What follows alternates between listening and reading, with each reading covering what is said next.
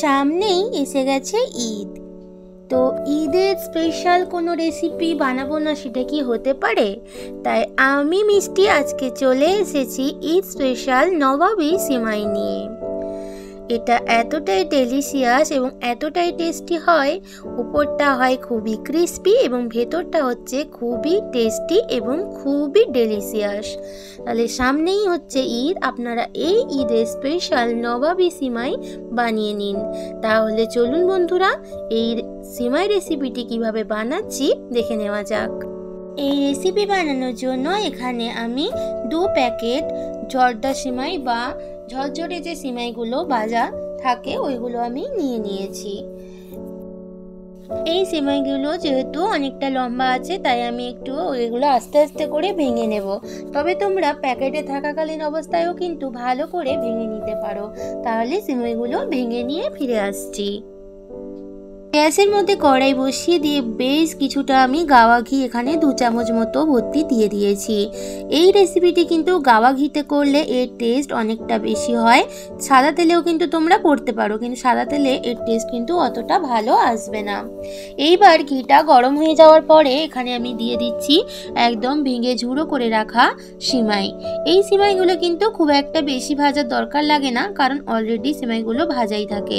এবার একটা হাতা দিয়ে খুবই আস্তে আলতোভাবে কিন্তু নাড়াতে হবে এই সিমাইগুলো, এবং গ্যাসের ভলিউম এই সময় মিডিয়াম টু লোতে রাখতে হবে। এইবারে একটুখানি সিমাইগুলো ভেজে নেওয়ার পরে এখানে আমি পাউডার দুধ, আমুলের পাউডার দুধ মানে গুঁড়ো দুধ দিয়ে দিলাম। দিয়ে আবারও একটু সিমাইগুলো ভালোভাবে আমি গুঁড়ো দুধের সাথে মিশিয়ে নিয়ে কিন্তু ভেজে নেব। এইভাবে যদি এই সিমাইটা করা যায় এর টেস্ট কিন্তু অনেকটা ভালো আসে। ভালোভাবে এবার দুধটা কিন্তু সিমাইগুলোর সাথে মিশিয়ে নিচ্ছি। পাউডার দুধটা ভালোভাবে সিমুইর সাথে মিশিয়ে নেওয়ার পরে এখানে আমি দিয়ে দিচ্ছি হাফ বাটি সুগার পাউডার। মিষ্টিটা কিন্তু তোমাদের পছন্দ মতো তোমরা কম বেশি করে নিও। তবে এখানে চিনি ইউজ করতে পারো, কিন্তু চিনিটা মিশে যেতে বা গলতে অনেকটা টাইম লাগে, তাই জন্য সুগার পাউডার দিলে খুব তাড়াতাড়ি কিন্তু সিমুইর সাথে মিশে যাবে। ভালোভাবে গ্যাসের ভলিউম মিডিয়াম টু লোতে রেখে কিন্তু সিমুইর সাথে খুবই আলতোভাবে কিন্তু মেশাতে হবে সুগার পাউডারটা। দেখতেই পাচ্ছ ভালোভাবে কিন্তু সুগার পাউডারটা মিশে গেছে এবং আমার সিমুইটাও একদম ভাজা কমপ্লিট। এবার নামিয়ে নেব। এবার আমি এখানে একটা কাঁচের পাত্র নিয়ে নিয়েছি, এর মধ্যেই কিন্তু আজকে রেসিপিটি আমি তৈরি করব। এখানে সামান্য পরিমাণে একটু আমি ঘি নিয়ে নিয়েছি। এটা কিন্তু অপশনাল, নিতে পারো নাও নিতে পারো। এবার এটা হাতা দিয়ে ঘিটা ভালো করে পাত্রটির চারদিকে আমি ভালোভাবে মিশিয়ে নিচ্ছি। এইবার আমি যে সিমুইটা নামিয়ে রেখেছি ওর থেকে কিছুটা পরিমাণ নিয়ে আমি ঘি দিয়ে মিশিয়ে রাখা পাত্রটার মধ্যে আমি নিয়ে নিচ্ছি। পুরোটা কিন্তু আমি নেব না, কিছুটা পরিমাণ এখানে আমি সিমুই নিয়ে নেব। কিছুটা পরিমাণ দেখো সিমুই আমি নিয়ে নিলাম। এবারে হাতা দিয়ে একটু ভালোভাবে চেপে চেপে আমি পাত্রটার মধ্যে দিচ্ছি যাতে ভালোভাবে সেট হয়ে যায়, এই জন্য হাতা দিয়ে ভালোভাবে চেপে চেপে দিচ্ছি। বন্ধুরা দেখো আমি হাত দিয়ে এবার তোমাদের দেখাচ্ছি কতটা ভালোভাবে কিন্তু বসে গেছে। একদমই কাঁচের পাত্রটার মধ্যে সুন্দরভাবে কিন্তু সিমুইটা সেট হয়ে গেছে। এবারে বাদ বাকি সিমুইটা আমি কেন রেখে দিয়েছি সেটা আমি পরে বলছি। বাদ বাকি যে সিমুইটা আমি রেখে দিয়েছিলাম ওটা আবার গ্যাসের মধ্যে আমি বসিয়ে দিলাম। দিয়ে এবার এর মধ্যে আমি মিশিয়ে দিচ্ছি অরেঞ্জ ফুড কালার। যেহেতু এটা ঈদ স্পেশাল একটা অকেশনের জন্য বানাচ্ছি, তাই জন্য একটু কালারফুল হলে কিন্তু ভালোই লাগে, তাই আমি এখানে অরেঞ্জ ফুড কালার মিশিয়ে দিচ্ছি।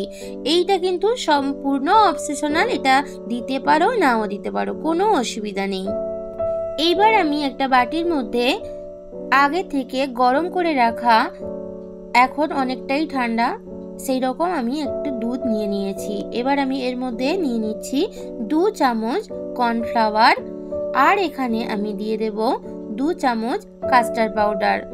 তোমাদের দুধের কোয়ান্টিটিটা দেখে সেই অনুযায়ী যতটা বানাবে সেই অনুযায়ী কিন্তু এখানে পরিমাপ সহ এই কাস্টার্ড পাউডার বা কর্নফ্লাওয়ারটা নিতে হবে।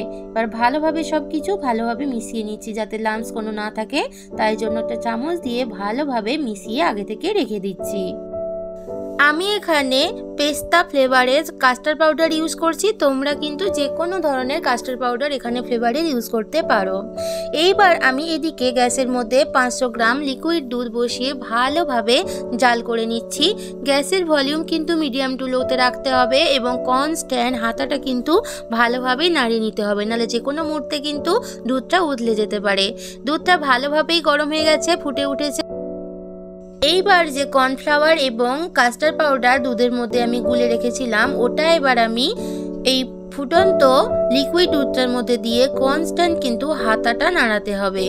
এইবার আমি এখানে দিয়ে দিচ্ছি সুগার পাউডার। তোমরা মিষ্টির জায়গাতে কিন্তু কনডেন্স মিল্ক ইউজ করতে পারো, তাহলে আর আলাদা করে কিন্তু মিষ্টি দেওয়ার দরকার থাকতো না। আর এমনি এই দুধটা আরও অনেকটা কিন্তু ক্রিমের মতো হয়ে যাবে এবং ঘনত্বটা কিন্তু বেড়ে যেত। ভালোভাবে সব কিছু মিশিয়ে নিচ্ছি। দেখতেই পাচ্ছ একদমই কিন্তু সুন্দরভাবে মিশে গেছে এবং আগের থেকে অনেকটা কিন্তু দুধটা ঘন হয়ে গেছে।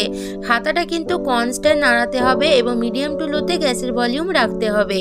কনডেন্স মিল্ক যেহেতু আমি ইউজ করছি না, তাই এখানে দুধটা আরও ঘন এবং আরও ডেলিশিয়াস হওয়ার জন্য আমি এখানে পাউডার দুধ ইউজ করছি।